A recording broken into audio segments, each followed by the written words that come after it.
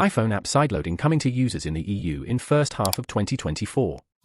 iPhone users in the EU next year will be able to download apps hosted outside of Apple's official App Store to comply with European regulations, according to Bloomberg's Mark Gurman.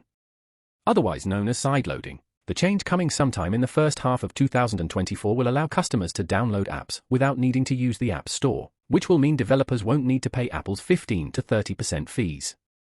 Writing in the latest subscriber edition of his Power On newsletter, Gurman said Apple will introduce a highly controlled system that lets EU users install apps hosted elsewhere.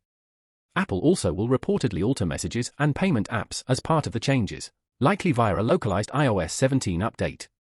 Gurman's update contradicts a recent report that suggested sideloading could arrive with Apple's iOS 17.2 software update, which is expected to be released next month.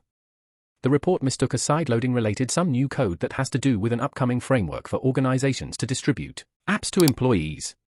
The European Union's Digital Markets Act, DMA, which went into effect on November 1, 2022, requires gatekeeper companies to open up their services and platforms to other companies and developers. The DMA will have a big impact on Apple's platforms, and it could result in Apple making major changes to the App Store, Messages, FaceTime, Siri, and more. Apple has claimed that sideloading will undermine the privacy and security protections that iPhone users rely on, leaving people vulnerable to malware, scams, data tracking, and other issues.